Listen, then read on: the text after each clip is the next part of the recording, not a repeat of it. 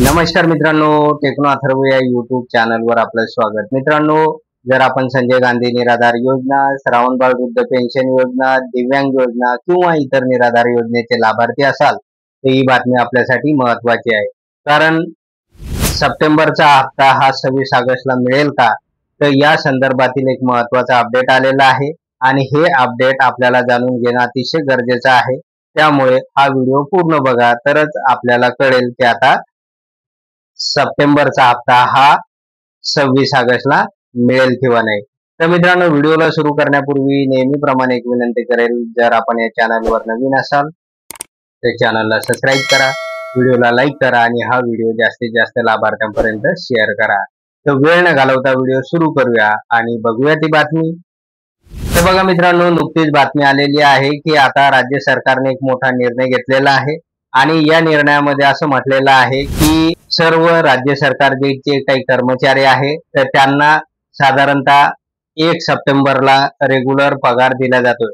परंतु 5 दिवस अगोदरच शासनाने असा निर्णय घेतलेला आहे की गणेश चतुर्थी निमित्त 26 ऑगस्टला सर्व शासकीय कर्मचाऱ्यांच्या खात्यावर त्यांचा पगार जमा केला जाणार आहे। त्याचबरोबर विविध योजनांचे पैसे लाभार्थ्यांच्या खात्यावर 26 ऑगस्टला जमा केले जाणार आहे। त्यामुळे महाराष्ट्रातील जे काही विविध कर्मचारी आहे आणि इतर ज्या काही योजना आहेत तर त्यांचे पैसे सुद्धा 26 ऑगस्टला लाभार्थ्यांच्या खात्यावर जमा केले जाणार आहे।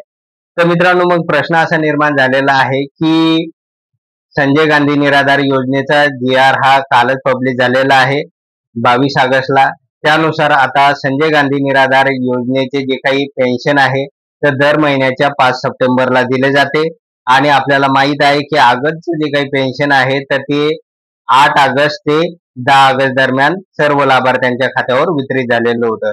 तर त्यामुळे बरेच संजय गांधी निराधार योजना, श्रावणबाळ वृद्ध पेन्शन योजना, दिव्यांग योजना, विधवा पेन्शन योजनेचे सगळे लाभार्थी आता प्रतीक्षा करत आहे। जर इतरांना हे पेमेंट सणासुदीच्या काळामध्ये दिले जाते तर आम्हाला हे पेमेंट शासन का देत नाही, तर अशा प्रकारची विचारणा प्रत्येक स्तरावरून होताना आपल्याला दिसत आहे।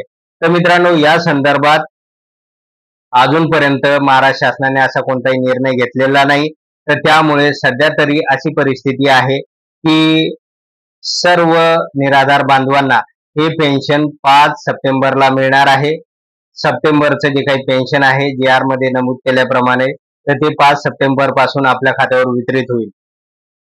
सर्वच निराधार योजनेचे लाभार्थी आहे तर त्यांची जी काही डिमांड आहे, मागणी आहे तर ती 26 ऑगस्टची आहे।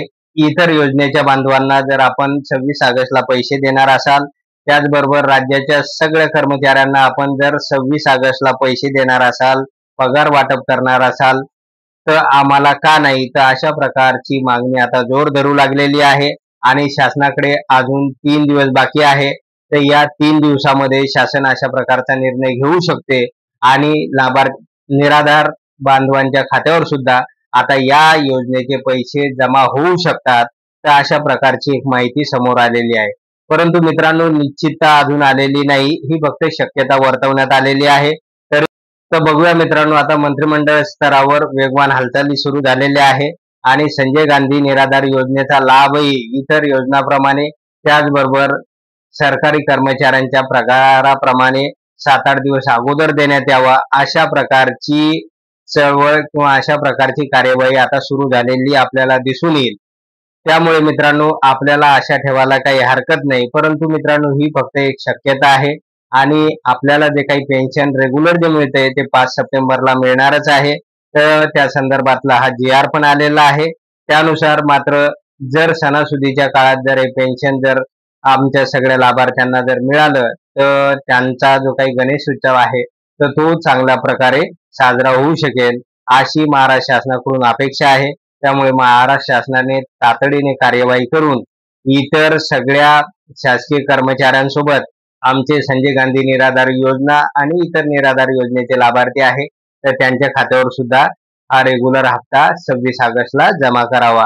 तर मित्रांनो, आता आपण बघूया की शासन नेमकं काय भूमिका घेणार आहे आणि त्यानुसार एक तर आपल्याला हे पेन्शन 26 ऑगस्टला मिळू शकणार आहे किंवा मिळूही नाही शकणार आहे। तर अशा 2 शक्यता आहे।